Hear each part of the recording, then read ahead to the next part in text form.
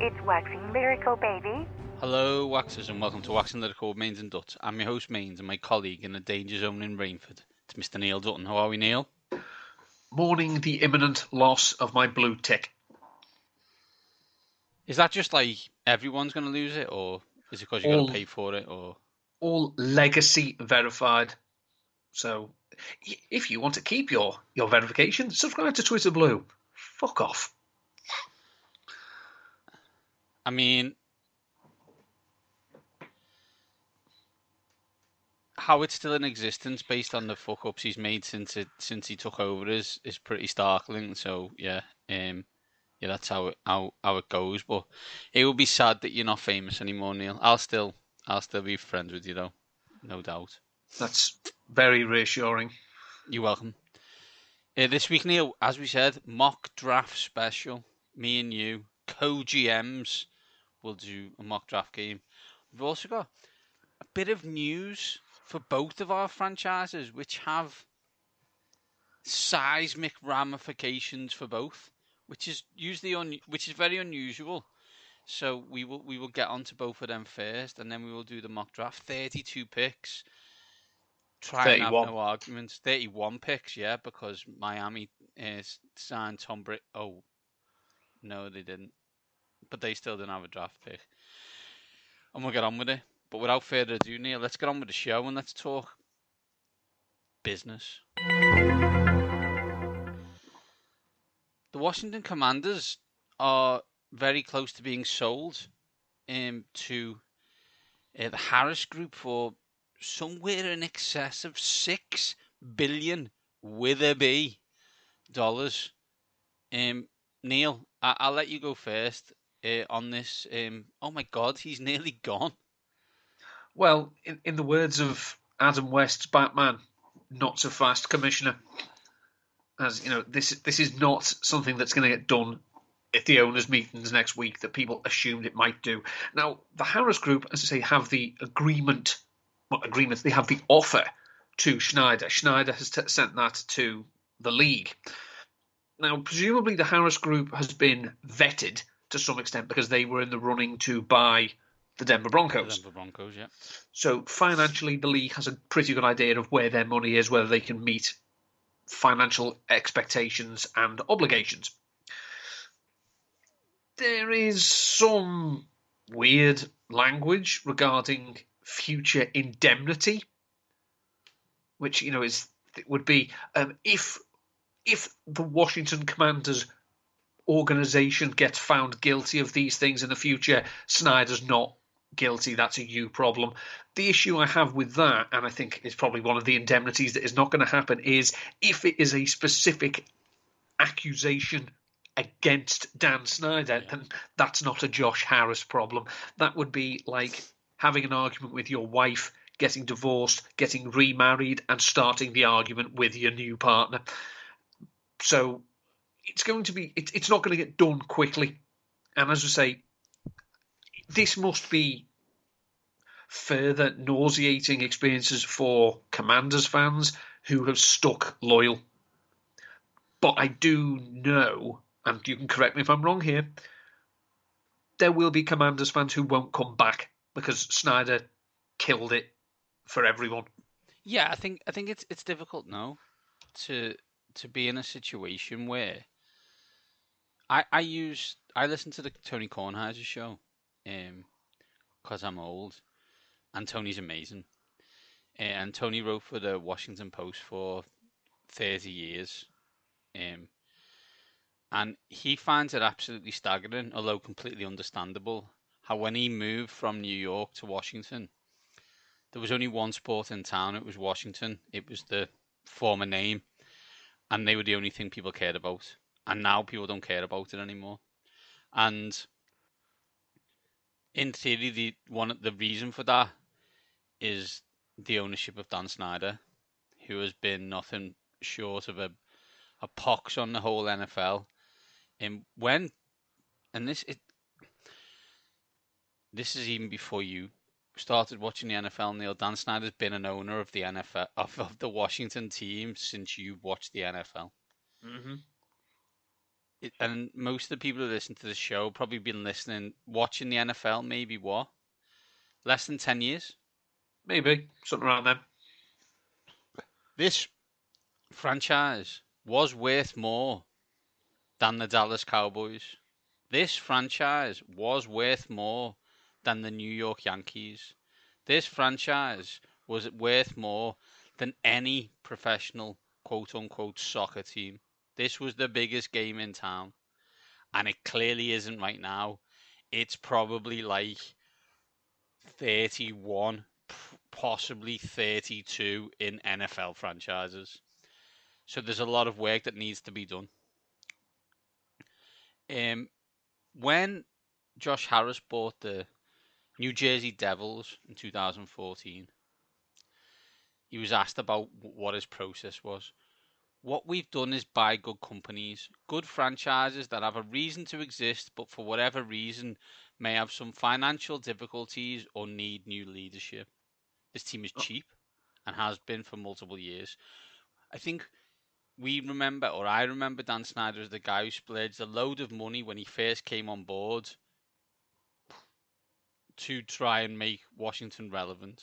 Deion Sanders, Bruce Smith, Dana Stubblefield, you name, literally hundreds of them.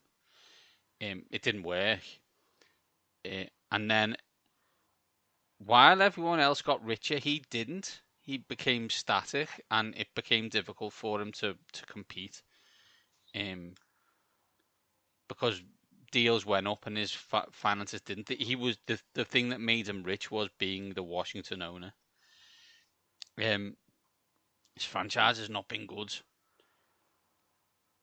I think, was it you shared the stat that this team never won more than 10 games in the season where he was in charge? Think about that. In a league of parity, they've never won more than 10 games. Teams win 13 games every now and again by complete and utter fucking accident. It's the fact that in the 24 years, just the comparison in the same division, and a team that when I started watching had nowhere near the success in their history as Washington. Since 1999, the Philadelphia Eagles have won 17 postseason games. Washington have won 2, and none since 2005. And that's now what that can say to you is twofold: how far they've fallen, and that there is a way to get back. There is a way in. Do I agree with you that fans won't come back? Yeah, I do. That will be quote unquote legacy. I mean, I will never support them in the same way, or I haven't supported them in the same way I did in 1999 that I do in 2023. Do I hope that this franchise has turned around? Absolutely. I mean, the great Chris Westing, we had him on the show, Neil. We talked about it. He believed vehemently that Washington fans have been through nowhere near as much as Cincinnati Bengals fans. And I wasn't one to argue. I put forward the case, but I didn't win. Let's be frank. The Cincinnati Bengals then got a quarterback, drafted a wide receiver, and bingo, you're a perennial Super Bowl contender. It can happen. It'll re-energize a team. I think there are three major questions for the franchise, really. Where do you play? Can you convince Congress? Yes, that's right, because it's Washington and they don't have their own state legislature. That you can have RFK area and redevelop it, or do you have to go to Virginia or somewhere else in Maryland? Because that stadium's a disaster. What do you do with the coaching staff? Do you just leave it for a year? I think, as you said, this takeover is not going to be completed anytime soon. I don't think, based on previous Daniel Snyder history. Based on that, I would then say Ron and the team are safe for this year. But they were 8-8-1 last year. They're probably an 8-8-1 team. They are to be fair to the team at the moment, they're not as bad a joke as they've been in the past. They're a mediocre, grey, beige football team at the moment, right? I don't think you could. I think you could make a very strong case that they are the most mediocre team in the NFL. They are the most middle of the road. We've got some decent players. Yep. We've got some passengers, but you've got nothing at quarterback, and that, as we know, makes you a non-entity for the most part. Correct. And then the Washington Post reporter, which has obviously done some wonderful reporting on Snyder over the years, and one of the reasons that Jeff Bezos is not going to be the owner, suggested that one of the major stumbling blocks for fans coming back is the name. And questions were raised of, do they have to revisit the name? Now, my understanding is, based on the NFL guidelines, they couldn't revisit the name for 5 years, but we shall wait and see. There's not a chance in hell. No, I know, but what I'm saying is that I mean, the name's not great. I'm not, it's not. But I don't hate it. I don't. I'm nonplussed to it, but it seems that people hate it, and I just found that interesting. Is this is definitely Ding Dong the Witch is dead, but I don't think it's like the start of a utopian future. There's a lot of steps that need to be taken, and a lot of work that needs to be done, and a lot of small steps that need to take place, but the first small step you can do is get a new owner, and it looks like they're close to doing that. Yeah. Neil, let's move to Philadelphia, who you talked 17 playoff victories since 1999. You started supporting them in 2001. 2000, sorry. Easily could have said Cincinnati Bengals, but whatever.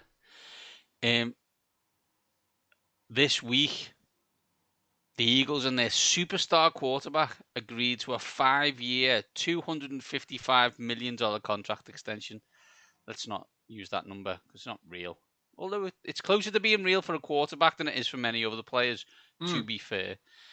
Hurts' deal is basically $180 million guaranteed, including $110 million fully guaranteed at signing and $126.5 million fully guaranteed by March 2024. Around this time last year, we did similar mock drafts and the like. And we were very querying on, would this year be a situation where the Philadelphia Eagles would be drafting a quarterback? What a difference a year makes. Now, it's not as simple as the Eagles put A.J. Brown into this offense and that made Jalen Hurts great. It's not that simple. It helped. Yep. Having a beastly offensive line, having an inventive play caller, having a good cast of pass catchers, not just Brown, there's Devonta Smith, there's Dallas Goedert as well.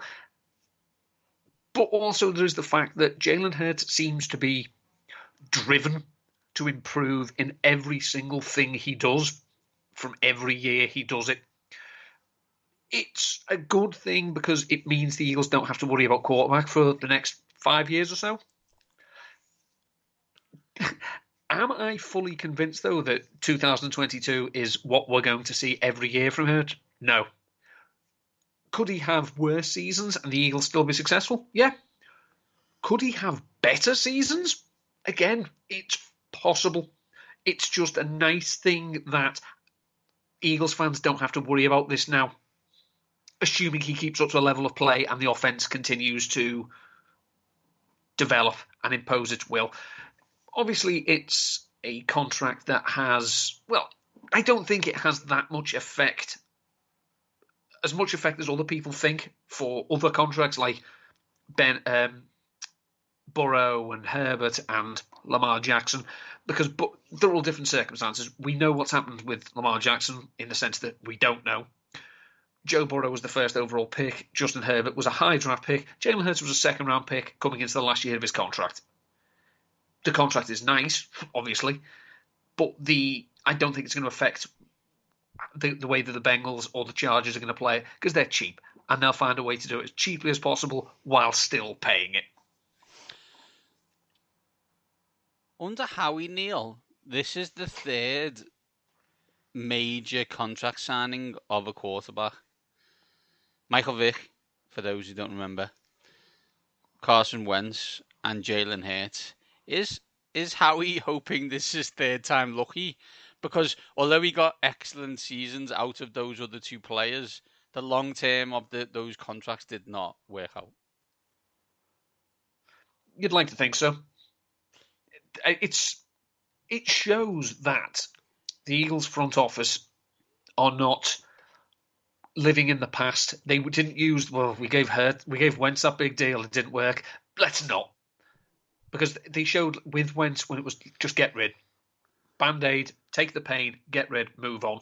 And then they come across another player who, the first year as a starter was bitty.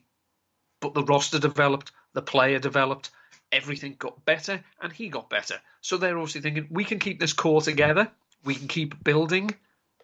The cap's only going to go up. So it's a lot of money against the cap. Who cares? The cap's going up. It took COVID to bring the cap down.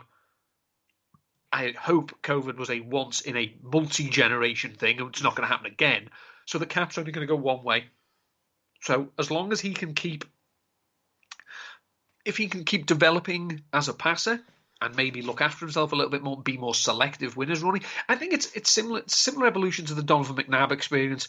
McNabb in his first years was a running quarterback. Then he realised, okay, well actually I'm getting more to grips with the offense. I'm now a quarterback who runs.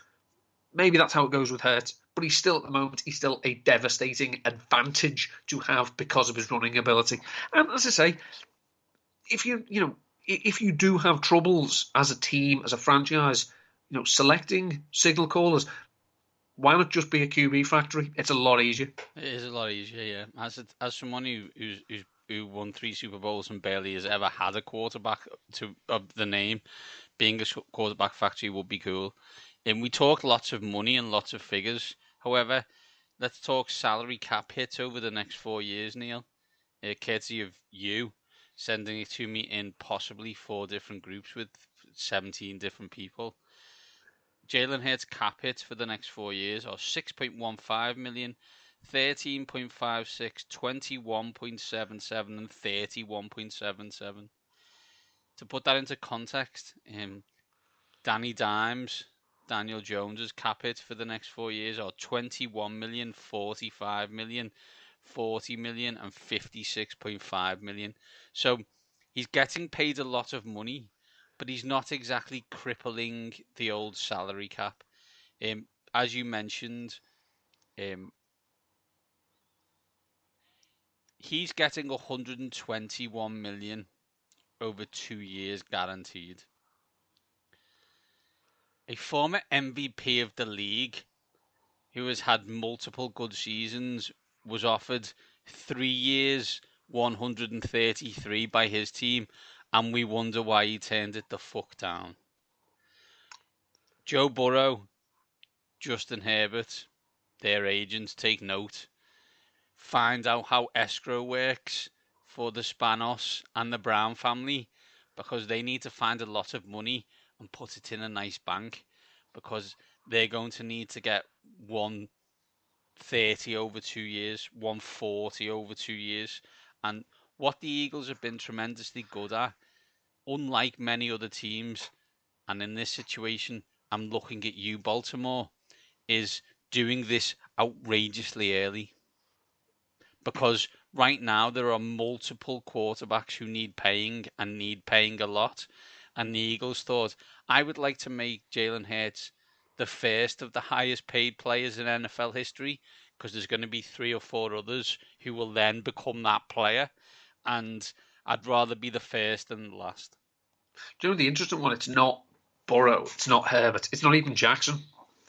The interesting one is Tua. Yes, although, yeah, we will see where that one goes. Neil, that's it for the news. Let's get on with the show in terms of the mock draft.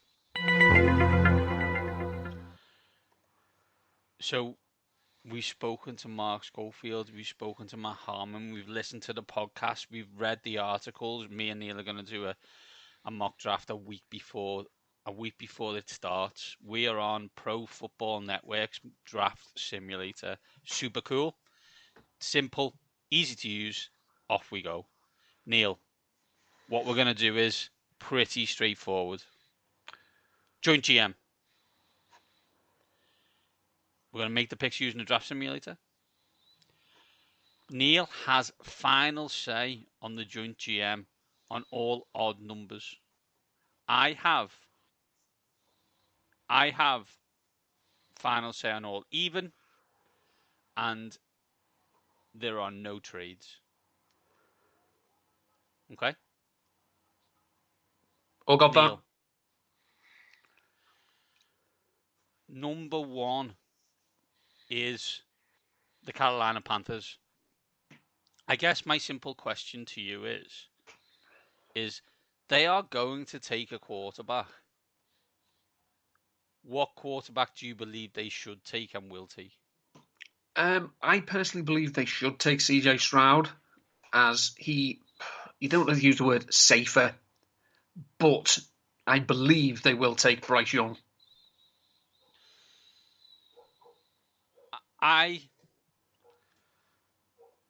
If I was them, I wouldn't half be tempted to take Anthony Richardson.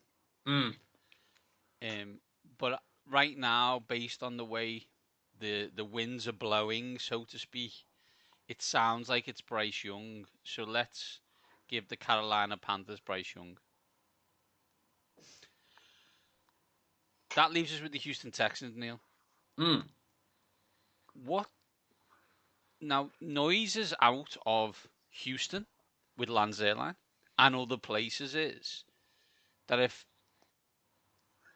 Bryce Young does go one, there's a possibility that the Texans don't take a quarterback. How likely do you see that situation being? It does come from Houston. It's Lance Zierlein. He is to be taken seriously. He's not blowing this out of his arse. He's reporting what he's being told. But the problem we have is that they have an offensive coordinator from the Shanahan scheme. And what do we know about the Shanahan scheme? Most quarterbacks look good in it. So that might be a horrible feeling that they think, we don't need one of the big guys. We can just plug in anyone. Davis Mills will be fine here. Personally, I think that's a flawed approach. So I think that they will take a quarterback, and I think it would be CJ Stroud. Even if they covet Bryce Young, I think they would take Stroud.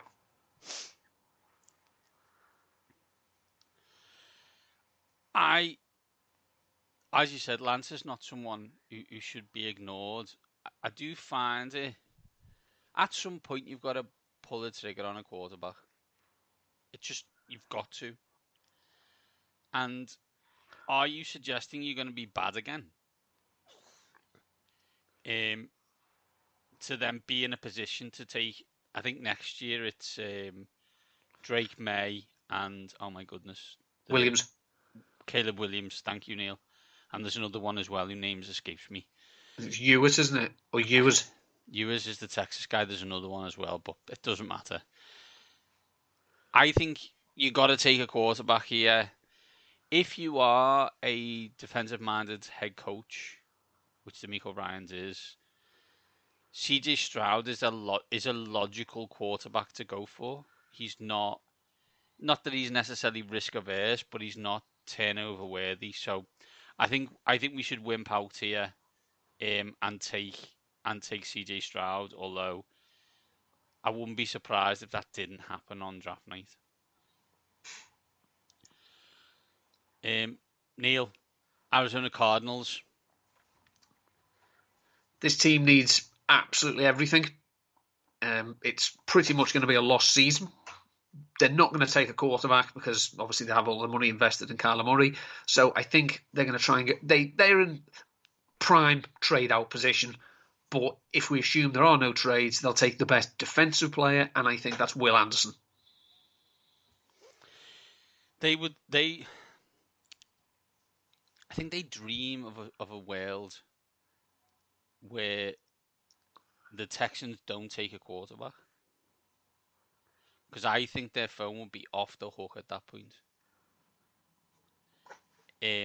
I think it could be off the hook anyway. I think they were quoted as saying there were 6 teams interested in the third pick. They are so talent short. They need more picks. But what if they can't get more picks, then they need a elite player who's a high character, and that, to all intents and purposes, is Will Anderson. The defense is awful, so I'm with you, and I think Will Anderson is the pick here. Indianapolis Colts, Neil. They need a quarterback. They need to get off the quarterback merry-go-round. So there's 2 quarterbacks left. They did sign Gardner Minshew as a free agent, who can be a good place filler. But I think based on the amount of connective tissue in terms of coaching connections, previous stops, previous systems, previous players, I think this could be an ideal landing spot for Anthony Richardson.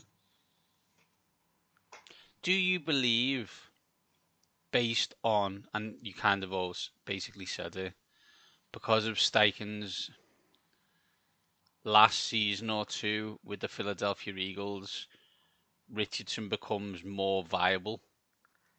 Yeah, I do. I think not everyone is attuned to coaching or coordinating offense with mobile quarterbacks because they haven't had experience of doing it in the past. We've seen that Steichen can work with a variety of quarterbacks, and his most recent stop was one who, thanks to his tuition, was run up in MVP last year. I think you're right. I think this is Anthony Richardson all day. So let's take Anthony Richardson there. I think right now you could argue this has felt perfectly for the Seattle Seahawks. And if you are a Mina Kimes watcher / fan, she will be doing a touchdown dance, and nothing says Pete Carroll player more than Jalen Carter, in my opinion. I disagree. Okay, let's do it. I think based on an article, and several articles actually, that our friend Rob Stanton has written, the notion that the Seahawks, they don't really care about character, they just take projects. It's an outdated philosophy. They haven't been doing that of recent years. And that, the core of the team they have now, they're more happy for players to come in who are going to buy in straight away and not players that need the hand on the shoulder and the, come on, you just need to buy in. So I do not think Jalen Carter is a Seahawks pick. So where would you go, Neil, if it wasn't? Talk me out as it's an odd. You don't need to talk me out, but where would you go instead? Well, it doesn't need offensive line help. They looked in. They got the 2 tackles last year. They've got 2 decent cornerbacks, so I think that takes Witherspoon and the likes out of the equation. I don't think Will Levis is the type of player they're going to want to bring in to sit behind Geno. I just don't think he suits what they want to do. So I think they're looking to. I think they will look to go defense. Jackson Smith and Jigba is a consideration here, but I think they'll go defense because they were atrocious, and they will go with Tyree Wilson from Texas Tech. I can see that, and it's odd. So you get to decide, I guess. Detroit Lions at 6. Where would you go here, Neil? I think defensively, it's another team that should be looking to go defense. They did trade away Jeff Okudah last week. Yeah. Now, that's noticeable because he wasn't drafted by this front office, this regime. He didn't work out. They still need help on the back end. They did sign Chauncey Gardner-Johnson, obviously. They do. I think they signed, was it Cam Sutton and yes. Mosley? They're decent players, but they're not a stud at the position. So I would think that this is a good spot for Devin Witherspoon from Illinois, cornerback. You would take Devin Witherspoon over Christian Gonzalez? Yes. Gonzalez had 3 decent years with Colorado, but then only really kicked on in his last year at Oregon. Now, I'm not saying anything against him. Obviously, I understand why some cornerbacks don't get interceptions in college, but he didn't have any until he went to Oregon. So I think Witherspoon is a Dan Campbell player. Defined as aggressive, physical, Kneecap biter. confident. You think he's a Dan Campbell player? Yeah, it's almost definitely, yeah. Okay, let's go with let's go with that then. Let's go with Devon Witherspoon. Next team, Neil. The Raiders. Is the Raiders. My question, I guess, to you is this a Will Levis landing spot? I don't think a rookie wants any part of this offense, and I don't think the offense needs a rookie on it because we know that it's complex. We know that a seasoned vet like Jimmy Garoppolo, because it's a cocoon team, they'd probably be quite comfortable with him doing it. And if you take a rookie quarterback, you're going to have to pick him. He's going to have to play rather, and I don't think they'd be comfortable doing it. So I think that they will instead look to try and protect Garoppolo and try and get him through 17 games. And that's where I think we're into offensive line territory here, and I think that's Peter Skoronski. Do you think that Skoronski will play tackle, as rumours are that he will be a guard? I think they start him at tackle. If it doesn't work there, you've always got the option to kick him inside. Very rarely do players get taken as guard and kicked outside. So we are going number 7, Peter Skoronski. Mm-hmm. Falcons at 8, Neil. People have been saying, look at how they've been building their offense and look how what the players they've taken the first round of the last 2 years. Kyle Pitts, Drake London. So people are asking, why don't they get Arthur Smith a quarterback? Arthur Smith doesn't want a quarterback. He wants a running back. It's a running back, yeah. It would not stun me if this is Bijan Robinson. It would be, I wouldn't do it, but it wouldn't stun me.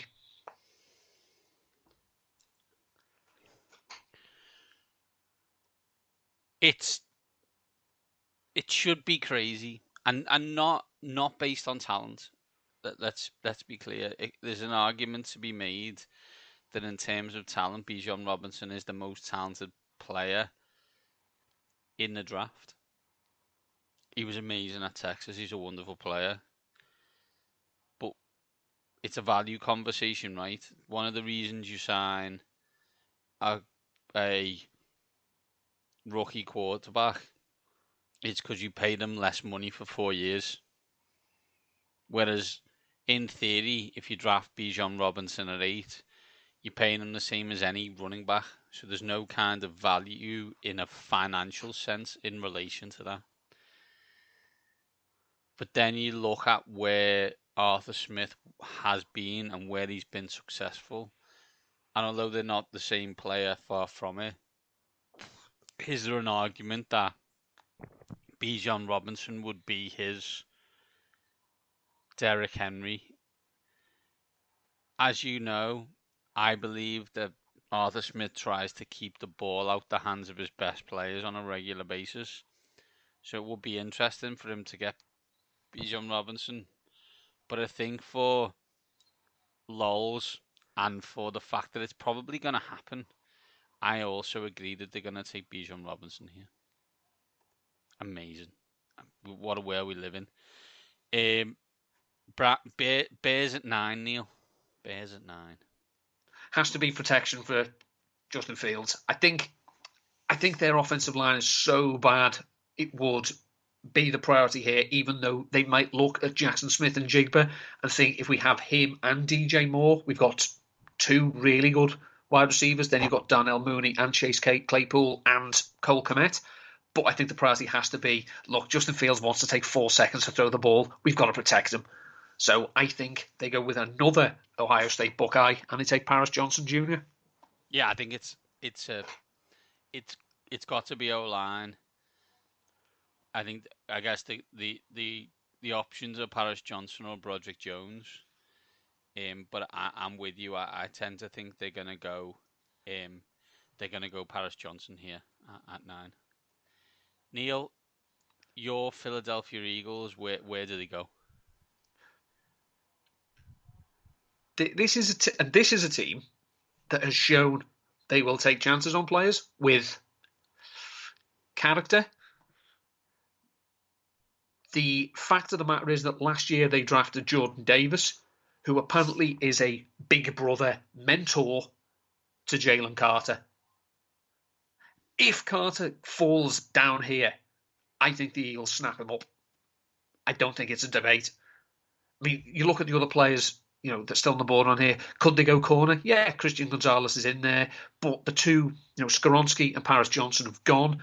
So you start thinking, okay, they could look at edge, but it's Lucas Van Ness, who's a little bit of a divisive prospect.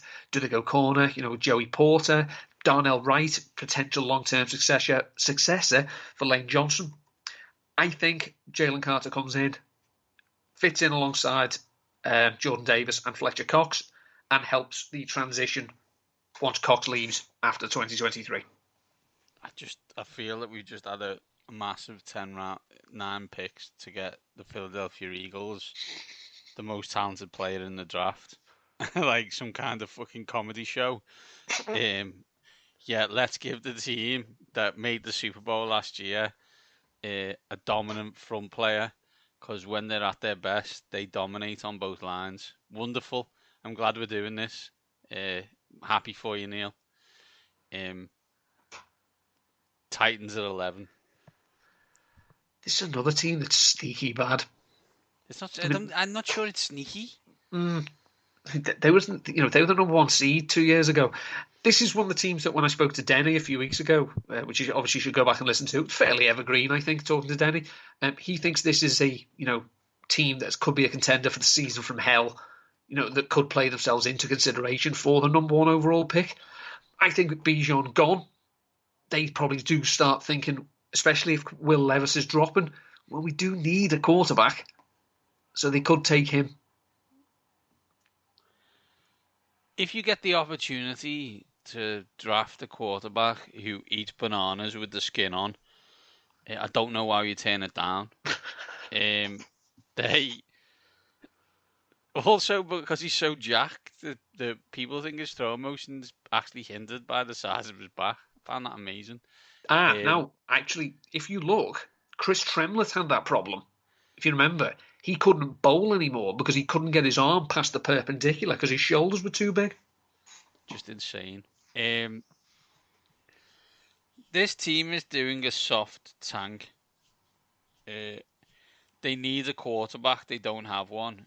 People are like, oh, Malik Willis, that was a 3rd round draft pick, and they refused to play him last year. I think they would be made up if Will Levis was here. I think they'd go Will Levis. Okay. Texans back on the board at 12, Neil. They got the quarterback. They could still use some, defensive pieces. Got potential, say Lucas Van Ness, Kalijah Cansey, defensive tackle from Pittsburgh. Quite small, but an absolute Tasmanian devil. Are they tempted, though, to give CJ Stroud, his old playmaker from Ohio State, and give them a solid, well, better than solid option in the slot to go with Nico Collins and John Mechie if he's available on the outside? And do they take Jackson Smith and Jigba?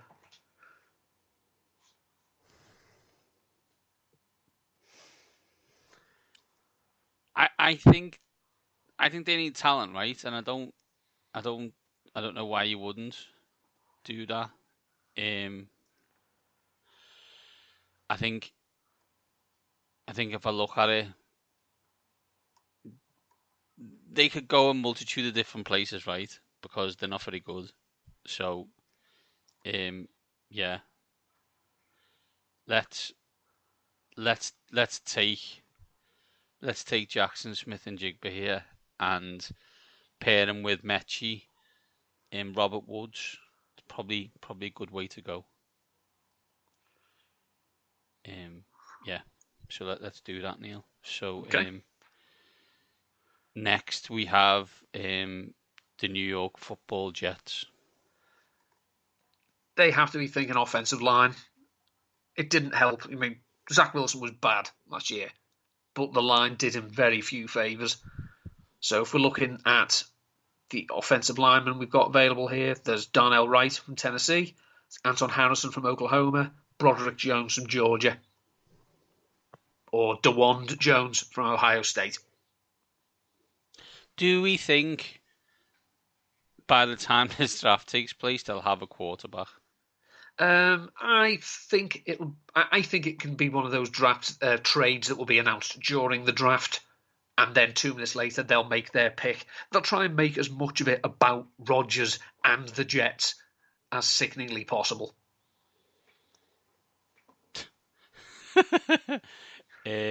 So who do you think they should take, Neil?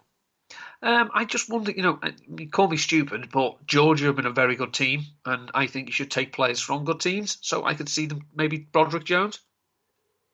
Yeah, let's take Broderick Jones here. Okay. Hang on a sec. I just need to refresh the page here because the Patriots are up, and I need to find the kickers.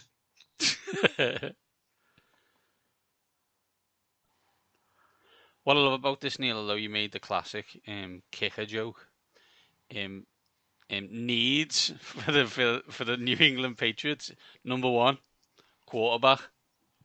Love it. Good luck understanding and guessing this one right, but where would you go with 14? They need playmakers on offense. It's an abysmal. Well, it was abysmal offense last year because we don't know what the rationale behind calling it was. Bill O'Brien has had some success as a play caller, but even he knows Mac Jones is going to need someone to help him. So I can see them dabbling in wide receiver, and I think they may go with Zay Flowers.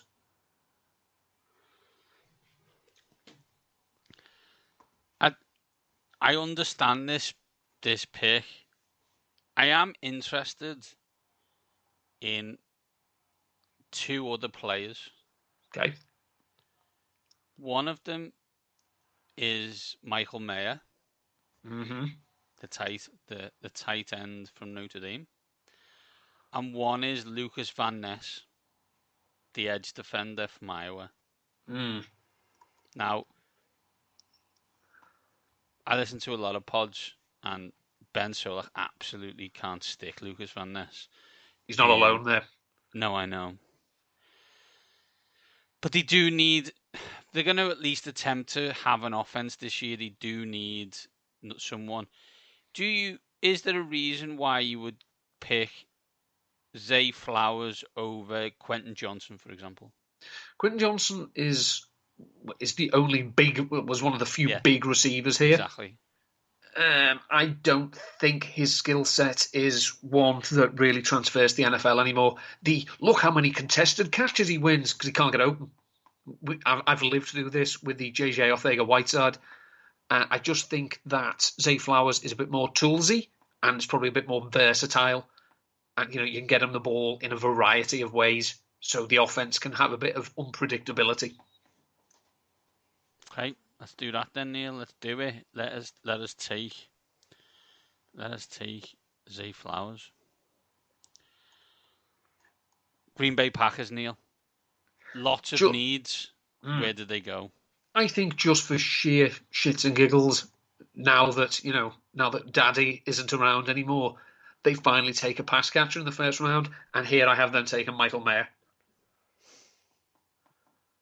Yeah, they're definitely going to take a pass catcher because for Bance and that. Yeah, I think that makes sense to me. I kind of do like Jordan Addison here, but I'll go with it and go Michael Mayer. Before I take over, Neil, on the Washington football team, where would you expect them to go? But there's no quarterback here. I don't think they're not going to. You would hope they're not going to fall into the Hendon Hooker trap of drafting in the first round a 25-year-old rookie who's going to be missing for most of his first season. I mean, cornerback is an option. I don't think they're going to go defensive line because they've obviously invested very heavily in the draft and free agency in that area, signing their own players. I think there's a good chance that they could take a cornerback. And so, therefore, it's a choice really between Gonzalez, Deontay Banks, or Joey Porter. So, I did the touchdown.co.uk's mock draft this week. That went very differently to the draft we're doing. And based on that, I picked Joey Porter Jr. I'm just trying to see if I'll get you my slight write-up on him. Is this the perfect pick for Washington? Would they prefer Skoronski or Branch? Of course. So we still could have Branch here. Skoronski is gone.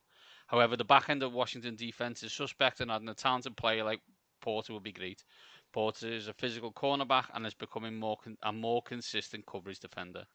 Also, having a father who was an All-Pro makes me think he understands the NFL, and he thinks that sometimes this is underestimated. I also said not for the article, but I get a new owner and use this in next year's one for Lamar. But anyway, that was a chat with the editor. I think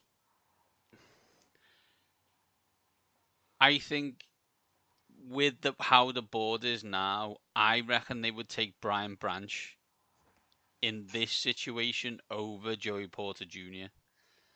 So I believe we should pick Branch here as the safety. Okay. Who they will take. Although, as I said in a different mock, I did pick Joey Porter Jr., but that's because Branch and others were gone. On to the Pittsburgh Steelers, Neil. Well, it worked okay the last time, so why don't they take another Joey Porter? Yeah, they need defensive back help. They may look tackle here, but I do think, yeah. I mean, it would be sad if they got the opportunity to draft Joey Porter Jr. and didn't draft Joey Porter Jr. So yeah, let's make it happen. Back with the Detroit Lions, Neil. Now, one of their biggest needs, if you look at their depth chart at the moment, is tight end. It's a bunch of guys, but this is a team that has swung at first-round tight end quite a lot over the last 15 years. Brandon Pettigrew, Eric Ebron, and TJ Hawkinson. It hasn't worked out. So I think they probably don't want to go here. So even though Dalton Kincaid is here, maybe Darnell Washington, I think they look somewhere else. With the 6th pick, we have them taking Devon Witherspoon. So I think even though he's still here, I don't think they take Christian Gonzalez as well. Oh. Defense could still use some help, some bullying up front. Obviously, they have Aiden Hutchinson, but I just think someone like Miles Murphy was a top 10 pick in a lot of mocks many weeks ago. He slid a bit here. I think the slide ends and they go with Miles Murphy. So the only other, I guess, place if we say they're not going to take Kincaid, would probably be Kalaji Kansi from Pittsburgh. Defensive lineman. But I'm okay with Miles Murphy here, so let's get him in to support Hutchinson on the other side. Okay. On the clock, the Tampa Bay Buccaneers. What do they need? Everything. Good. I did. I say for the Bleeding Green fans mock draft, I was allocated the Tampa Bay Buccaneers, and I did give them Kalijah Kancey because the defense needs some oomph. I mean, they need players everywhere. But I think Kancey is not a prototypical defensive tackle. He could play outside defensive end, but he is, serious interior pass rushing juice for the Pitt Panthers. And if he's here, I think they could take him. I think if Michael Mayer drops, they could take him. I don't think they'd take Dalton Kincaid, though. I think they'd only take Mayer. They could use Darnell Wright to play right tackle. Then they can move Tristan Wirfs over to left tackle. They're the choices, I think, especially to say they're another team that I don't think the quarterback is going to excite them. It's odds, Neil. What would you do if you were them? I think it'd probably be a good idea maybe to get the offensive line in place for when you get the quarterback. So I could see them taking Darnell Wright based on the way that this draft is played out. Let's take Darnell Wright then, Neil. Let's do it. Back picking, we have the Seattle Seahawks. Kalijah Kancey is, yeah, and that is two. If you last draft they picked 2 corners and 2 offensive linemen. If they get 2 defensive linemen here, I think they'll be very happy with how this has gone over the past few years. And all those people who mocked Schneider and Carroll, i.e. you, can lap it up. For the love of all that is sacred, Neil, tell me how the Chargers get faster on offense. There's an obvious one here. He's another LA kid. He's already out there. He's Jordan Addison. He's got speed for weeks.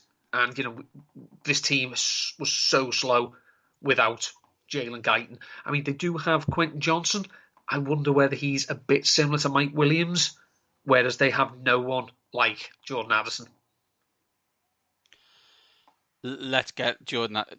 We should just be like, give me a list of all offensive skill players and the 40 times next to them. Whichever one's first, I just want to draft him. We're not doing that. Let's take Jordan Addison here. On to the Baltimore Ravens, Neil. Is this a Quentin Johnson landing spot? I think it could be, but I think Christian Gonzalez would be more tempted because they've not really got a partner for Marlon Humphrey. Marcus Peters is a free agent. They've lost quite a few pieces in the defensive backfield. So I think if Gonzalez has dropped, which he has based on his ADP, I think if he's still available here, they think we need wide receivers, but we might be able to get one later. So let's get a blue chipper at cornerback. And you're going to take Gonzalez ahead of Deonte Banks? Banks obviously is a local kid, but yeah, I'll take Gonzalez over him. Okay, let's do that. Neil. Now we're on to the Minnesota Vikings. This is a team, again, their pass defense was terrible. Yeah. So maybe they would have been hoping that Gonzalez continued to drop, but as he doesn't, I think they could address cornerback and they could take Deonte Banks. Yeah, I think it's logical to go defense here. And I'm with you, and I think Deonte Banks makes a sensible position. After spending much of the last decade in the top 5, Neil, we finally get to the Jacksonville Jaguars at 24. Where do you see them going here? They could still use some help on defense. Is there a temptation to take Nolan Smith after they took Trayvon Walker first overall last year? Maybe, but I just think that, again, could they look somewhere else? Could they beef up the defensive interior and maybe have someone like Mozzie Smith? Now, Greg Cosell loves Mozzie Smith out of Michigan. I've heard him on various pods, and they've asked him, well, why isn't he going higher? And he says, I don't know, but from what I've seen, he's as good, potentially, as any other defensive tackle not named Jalen Carter. So I think he could give them some serious oomph up front. I wonder if they go other trench, Neil. Needs include guard. Do they look at Osiris Torrance from Florida? It followed the coach from wherever they were from and had an excellent season. Do you look to continue to protect Trevor Lawrence and get someone like Osiris Torrance in rather than go defensive lineman? I could see it happening, yeah. Guard is not a position that our teams don't want to take too high, but we're down into the last 10 picks of the first round. So if he's still here, yeah, I could see that happening. Let's take a Cyrus Torrance here, Neil, and we'll move on. New York Football Giants. They need playmakers. So I think this is a spot for Quentin Johnson. I'm not saying he's an ideal fit for their system or for the chemistry with Daniel Jones, but he's a wide receiver. So they need a wide receiver. He's a wide receiver. They should take him. I agree. Let's get Quentin Johnson in. I think it's pretty straightforward. They're going to take whoever's available at that position. Let's stay in the NFC East, Neil. Dallas Cowboys. Who are probably devastated that Bijan's been taken. Of course. It's a team that obviously, Mike McCarthy has stressed how much he doesn't want to light up the scoreboard and wants to protect his defense. So maybe they want some more pieces on it. So there's Lucas Van Ness from Iowa. There's Brian Breesy from Clemson. There's Nolan Smith from Georgia. I wouldn't be stunned if they went, defensively and tried to keep beefing up the pass rush. So maybe that's where Nolan Smith comes in. Yeah, I agree with you in that kind of defensive line position. So yeah, I'm comfortable. Let's go Nolan Smith with the Dallas Cowboys. Getting down to the meat of it now, Neil. Buffalo Bills. This team needs more playmakers other than just Stephon Diggs. But I think, given the depth in this draft, I don't think they're going to force a wide receiver here. Dalton Kincaid, I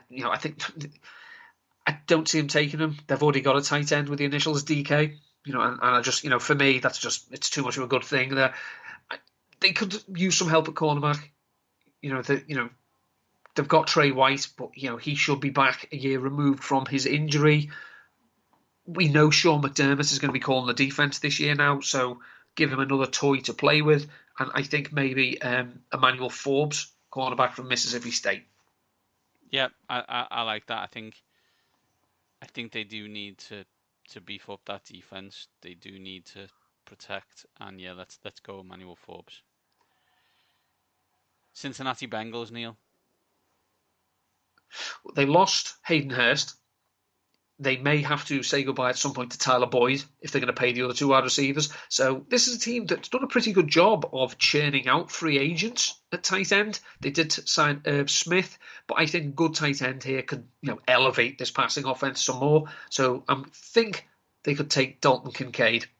Yeah, I think tight end or additional playmaker on a cheap deal because you're going to have to pay a lot of people makes logical sense here. I like Dalton Kincaid. Let's take him here for the Bengals and give Joe Burrow another weapon. New Orleans Saints, Neil. Is this the Mazzie Smith? This the Mazzie Smith pick? Just going to say, I think Dennis Allen would be very happy. I think Mozzie Smith would fit in quite nicely here. So I'd take Mozzie Smith. Okay, Neil. After somehow cheating the draft to get Jalen Carter, who have you been protecting us from for the Philadelphia Eagles at 31? I would, put my not significant personal fortune on the Eagles looking to trade away this pick and try and get some middle round picks. But they did re-sign James Bradbury. They did come to an agreement with Darius Slay. The depth behind them isn't great. So I think maybe they look at cornerback and they look at Cam Smith from South Carolina.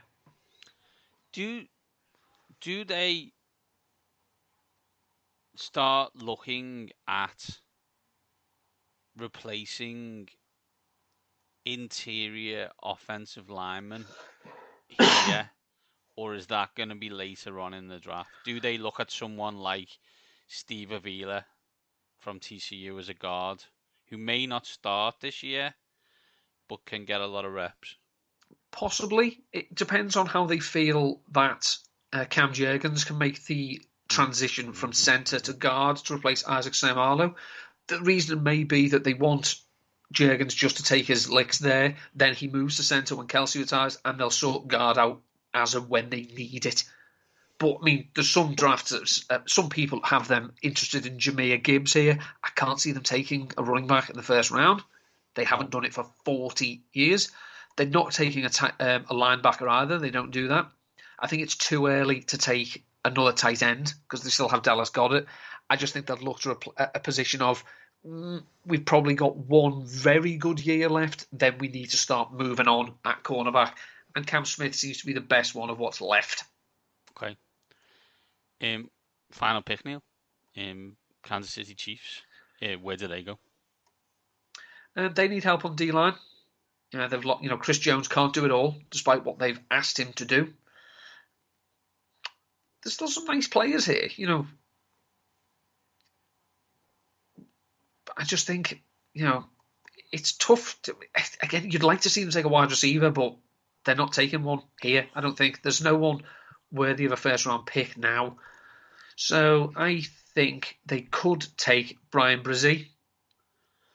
Yeah, I think that's probably the most logical based on there's a Lucas Van Ness conversation, but I think Brian. Let's go Brian Brzee, and let's go that only because I'm all in on agreeing with Ben Solak. Neil, that is it for the draft. Let's quickly go through Bryce Young, C.J. Stroud, Will Anderson, Anthony Richardson, Tyree Wilson, Devin Witherspoon, Pete Skoronski, Bijan Robinson, Paris Johnson Jr., Jalen Carter for the Eagles, unbelievable.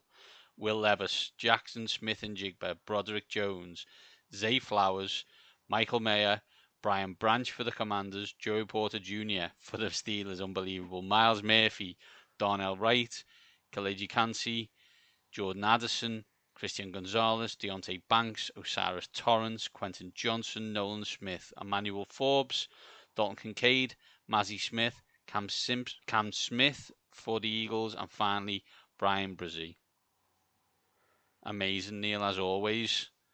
A pleasure. Neil, that is it for this week's show. Before we're back, where can people catch you? Should just stress, of course, if we get more than 4 of those players and teams fit correct, we'll be ecstatic. Oh, God, there's no way that's going to work.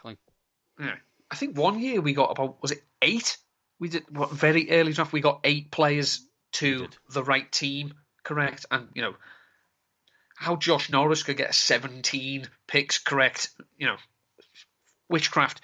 Until the draft, I have 2 draft profiles for tight ends, Michael Mayer and Darnell Washington, coming out on Player Profiler. I've been taking part in a few round tables for 4for4 football. And other than that, follow me on Twitter without my blue tick at @NNutton13. I am at Mainz7 combined. We are at waxing_lyrical. As I said, the touchdown.co.uk has also done a mock draft. That will be up imminently. I think Glorious Leaders site, Carol, just waiting for everyone to do their notes. You heard mine when I picked Joey Porter Jr., although here I picked Brian Branch. It's been a pleasure and a privilege.